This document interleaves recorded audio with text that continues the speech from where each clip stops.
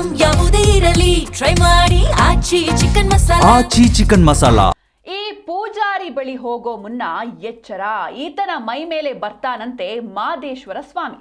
ಎಲ್ಲ ಕಾಯಿಲೆ ಹಾಗೂ ರೋಗಗಳನ್ನ ವಾಸಿ ಮಾಡ್ತಾನಂತೆ. ಹೋದವರಿಗೆ ದೆವ್ವ ಹಿಡಿದೆ ಅಂತ ಒಂದು ಬಾಕ್ಸ್ ಅನ್ನ ಈತ ಕೊಡ್ತಾನೆ. ಹಾಗೆ ಈತ ಕೊಡುವಂತಹ ಬಾಕ್ಸ್ ನ ಓಪನ್ ಮಾಡಬಾರ್ದು, ನನ್ನ ಪರ್ಮಿಷನ್ ಇಲ್ಲದೆ ಓಪನ್ ಮಾಡಿದ್ರೆ ಭಸ್ಮ ಆಗ್ತೀರಾ ಅಂತ ಹೆದರಿಸ್ತಾನಂತೆ. ಈ ಪೂಜಾರಿ ಬಳಿ ಯಾರೆಲ್ಲ ಹೋಗ್ಬೇಕು ಅಂತ ಅನ್ಕೊಂಡಿದ್ದೀರಾ, ಹೋಗೋ ಮುನ್ನ ಎಚ್ಚರ. ಯಾಕಂದ್ರೆ ಈತನ ಮೈ ಮೇಲೆ ಮಾದೇಶ್ವರ ಸ್ವಾಮಿ ಬರ್ತಾನೆ ಅಂತ ಹೇಳ್ತಾರೆ.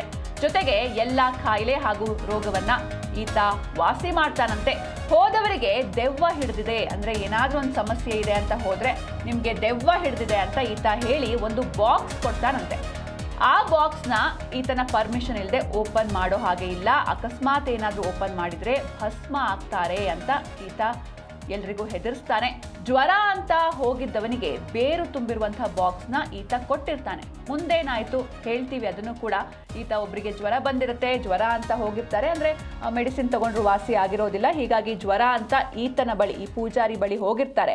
ಅವರಿಗೆ ಒಂದು ಬೇರು ತುಂಬಿರುವಂತಹ ಬಾಕ್ಸ್ನ ಈತ ಕೊಟ್ಟಿರ್ತಾನೆ. ಹಾಗೆ ಯಾವುದೇ ಬಾಕ್ಸ್ ಕೊಟ್ಟರು ಕೂಡ ಈತನ ಪರ್ಮಿಷನ್ ಇಲ್ಲದೆ ಅದನ್ನ ಓಪನ್ ಮಾಡೋ ಹಾಗಿಲ್ಲ. ಅಕಸ್ಮಾತ್ ಏನಾದರೂ ಓಪನ್ ಮಾಡಿದ್ರೆ ಭಸ್ಮ ಆಗ್ತೀರಾ ಅಂತ ಈತ ಹೆದರಿಸ್ತಾನೆ. ಹೀಗಾಗಿ ಆತನ ಪರ್ಮಿಷನ್ ತಗೊಂಡೆ ಬಾಕ್ಸ್ನ ಓಪನ್ ಮಾಡಬೇಕಾಗತ್ತೆ. ಇದೇ ರೀತಿ ಒಬ್ಬರು ವ್ಯಕ್ತಿ, ಅಂದ್ರೆ ಏನು ಈಗ ನೀವು ನೋಡ್ತಾ ಇದ್ದೀರಾ ಈ ಕಡೆ ದೃಶ್ಯದಲ್ಲಿ, ವೆಂಕಟೇಶ್ ಅನ್ನುವಂಥ ವ್ಯಕ್ತಿ ಈ ಪೂಜಾರಿ ಗುರು ಮಹಾದೇವ್ ಬಳಿ ಹೋಗ್ತಾರೆ. ಜ್ವರ ಬಂದಿದೆ ಅಂತ ಹೋಗ್ತಾರೆ. ಜ್ವರ ಅಂತ ಹೋದವರಿಗೆ ಒಂದು ಬೇರು ತುಂಬಿರುವಂತಹ ಬಾಕ್ಸ್ನ ಈತ ನೀಡ್ತಾನೆ. ಆದರೆ ಮುಂದೇನಾಗುತ್ತೆ ನೋಡ್ತಾ ಹೋಗೋಣ.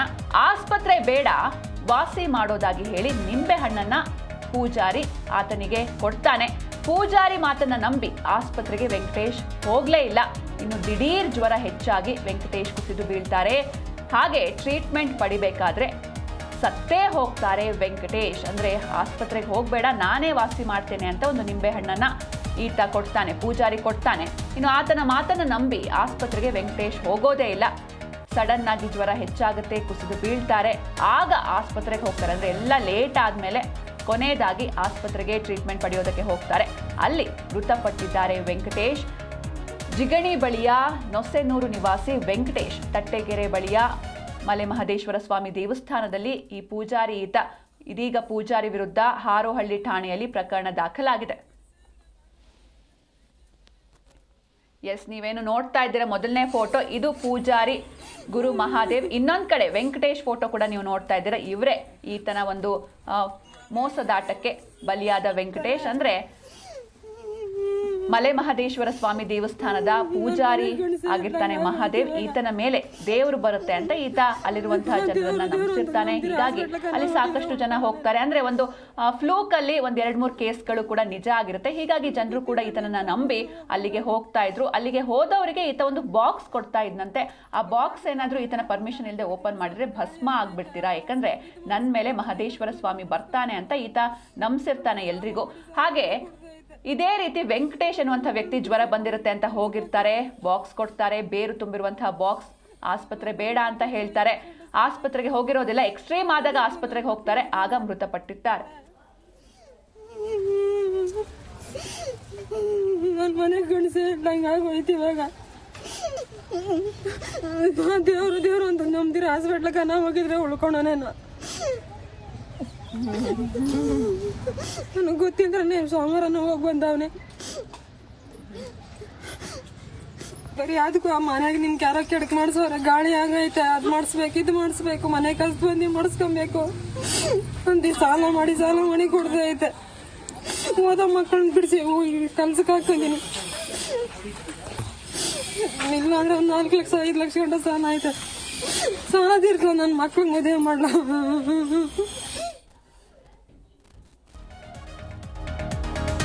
ವೆಂಕಟೇಶ್ನನ್ನ ಕಳೆದುಕೊಂಡು ಹೆಂಡತಿ ಹಾಗೂ ಮಕ್ಕಳು ಗೋಳಾಡ್ತಾ ಇದ್ದಾರೆ. ಸತತ 3 ವರ್ಷಗಳಿಂದ ಪೂಜಾರಿ ಗುರು ಮಹಾದೇವ್ ಬಳಿ ಅವರು ಪೂಜೆಯನ್ನ ಮಾಡ್ತಾ ಇದ್ರಂತ. ಇಡೀ ಫ್ಯಾಮಿಲಿ ಏನೇ ಕಷ್ಟ ಆದ್ರೂ ಕೂಡ, ಅಥವಾ ಏನೇ ಆರೋಗ್ಯ ಸಮಸ್ಯೆ ಬಂದ್ರು, ಅಥವಾ ಮನೆಯಲ್ಲಿ ಏನೇ ಸಮಸ್ಯೆ ಆದ್ರೂ ಕೂಡ ಇವರೆಲ್ಲರೂ 3 ವರ್ಷಗಳಿಂದ ಪೂಜಾರಿ ಹತ್ರ ಹೋಗ್ತಾ ಇದ್ರಂತೆ. ಅವನ ಹತ್ರನೇ ಪೂಜೆಯನ್ನ ಮಾಡಿಸ್ತಾ ಇದ್ರಂತೆ. ಆದರೆ ಇದೀಗ ವೆಂಕಟೇಶ್ನನ್ನ ಕಳ್ಕೊಂಡು ಹೆಂಡತಿ ಹಾಗೂ ಮಕ್ಕಳು ಗೋಳಾಡ್ತಾ ಇದ್ದಾರೆ.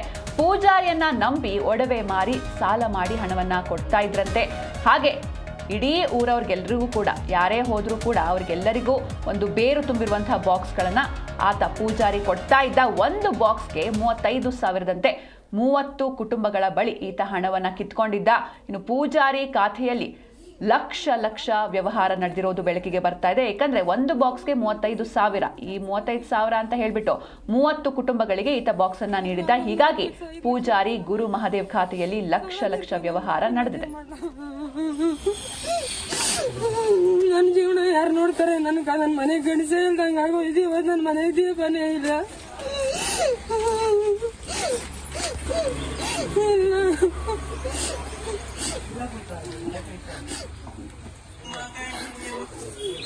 ಎಲ್ಲರೂ ಹೋಗ್ತಿದ್ರು ಅಂದ್ಬಿಟ್ಟು ನಾನು ಮದುವೆ ಆದ್ಮೇಲೆ ದೇವಸ್ಥಾನ ಬಿಡಲಿಲ್ಲ, ನಾನು ಹೋಗ್ತಾ ಇದ್ದೆ.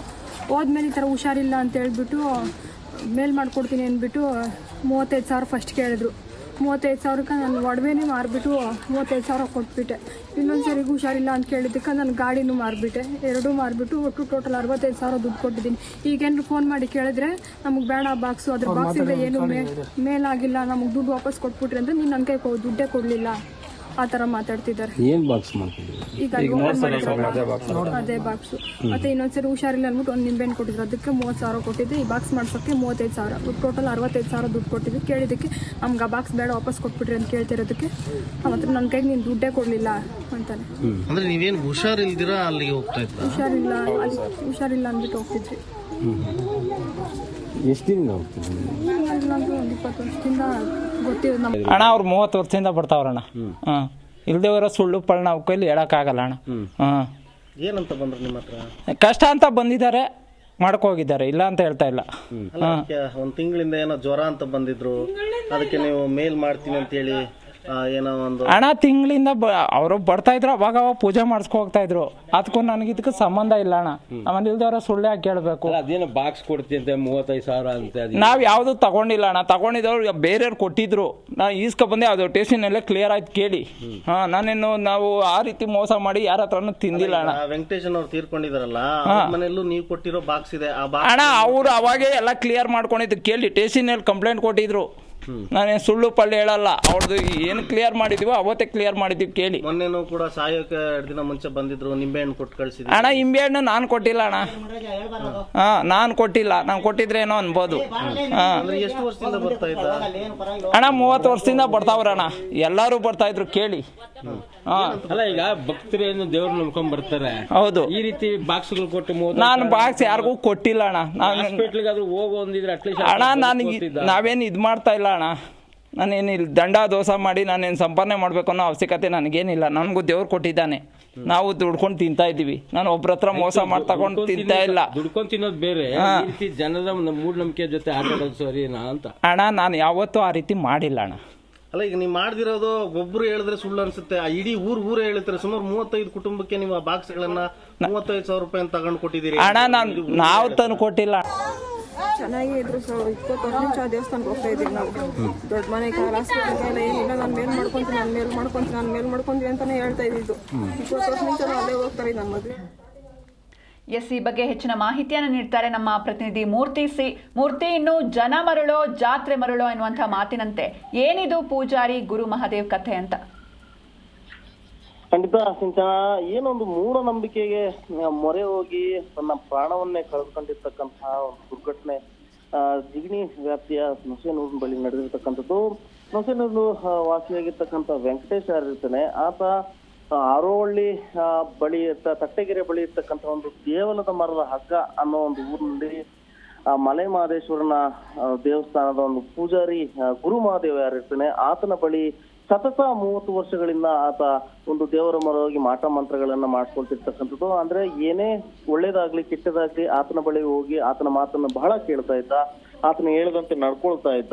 ಹೀಗಾಗಿ ಹಂಗೆ ಮುಂದುವರೆದಂತಹ ಒಂದು ಇದಾಗಿ ಕಳೆದ ಒಂದು ವಾರದ ಹಿಂದೆ ಈತನಿಗೆ ಜ್ವರ ಕಾಣಿಸ್ಕೊಳ್ಳುತ್ತೆ ವೆಂಕಟೇಶ್ಗೆ.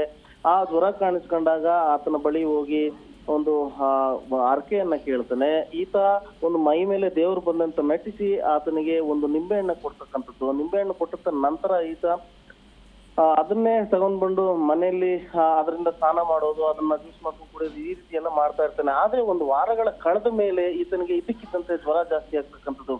ಕಳೆದ ಶುಕ್ರವಾರ ಜ್ವರ ಜಾಸ್ತಿ ಆದಂತ ಸಂದರ್ಭದಲ್ಲಿ ಆತನ ಬಳಿ ಹೋದಾಗ ಆತ ಒಂದು ನಿಂಬೆಹಣ್ಣ ಮಂತ್ರಿಸಿ ಕೊಟ್ಟಿರ್ತಾನೆ. ಅದನ್ನ ಪಡ್ಕೊಂಡ್ ಬಂದಂತಹ ವೆಂಕಟೇಶ್ ಏನಿರ್ತಾನೆ ಮನೆಯಲ್ಲಿ ಬಂದು ಸ್ನಾನ ಮಾಡಿ ಕೊಟ್ಟಾಗ ಇದ್ದಕ್ಕಿದ್ದಂತೆ ಕುಸಿದು ಬೀಳ್ತಾನೆ. ಆದ್ರಿಂದ ಅವರ ಮನೆಯವರು ಕೂಡ ಆತನನ್ನ ಸ್ಥಳೀಯ ಆಸ್ಪತ್ರೆಗೆ ದಾಖಲು ಮಾಡಿದಾಗ ಅಲ್ಲಿ ಸ್ಥಳದಲ್ಲಿ ಉಸಿರು ಚೆಲ್ತಾನೆ ವೆಂಕಟೇಶ್. ಇದನ್ನ ಪ್ರಶ್ನೆ ಮಾಡಿದಂತಹ ವೆಂಕಟೇಶ ಕುಟುಂಬಸ್ಥರು, ಆತನ ಹೆಂಡತಿ ಮತ್ತು ಮಕ್ಕಳು ಕೂಡ ಹೋಗಿ ಆ ಒಂದು ಆತ ಪೂಜಾರಿ ಬಳಿ ಕೇಳಿದಾಗ ನನ್ನದೇನು ತಪ್ಪಿಲ್ಲ, ನೀವೇ ಬರ್ತಾ ಇದ್ರಿ, ನಾನೇನು ಕರೆದ್ ನಿಮ್ಮನ್ನ ತಿಳಿ ಒಂದ್ ರೀತಿ ಆರಕ್ಕೆ ಉತ್ತರನ ಕೊಡ್ತಕ್ಕಂಥದ್ದು. ಈತನ ಬಳಿ ಪೂಜೆಗೆ ಹೋದಂತ ಸಂದರ್ಭದಲ್ಲಿ ಅವರನ್ನ ನಂಬಿಸಿ ಒಂದು ಗಿಡಮೂಲಿಕೆಗಳು ತುಂಬಿದಂತಹ ಒಂದು ಬಾಕ್ಸ್ ಅನ್ನ ಕೂಡ ಈತ ಕೊಟ್ಟಿರ್ತಕ್ಕಂಥದ್ದು. ಈ ಬಾಕ್ಸ್ ಅನ್ನ ನಿಮ್ ಮನೇಲಿ ಇಟ್ಕೊಂಡ್ರೆ ನಿಮ್ಗೆ ಒಳ್ಳೇದಾಗುತ್ತೆ, ಮತ್ತೆ ಈ ಬಾಕ್ಸ್ ಅನ್ನ ಓಪನ್ ಮಾಡೋ ಮುಂಚೆ ನನ್ನ ಪರ್ಮಿಷನ್ ಇಲ್ಲದೆ ನೀವು ಈ ಬಾಕ್ಸ್ ಅನ್ನ ಓಪನ್ ಮಾಡಿದ್ರೆ ಭಸ್ಮ ಆಗೋಗ್ತೀರಿ ಅಂತ ಕೂಡ ಹೇಳಿ ಎದುರಿಸಿಟ್ಟಿರ್ತಾನೆ.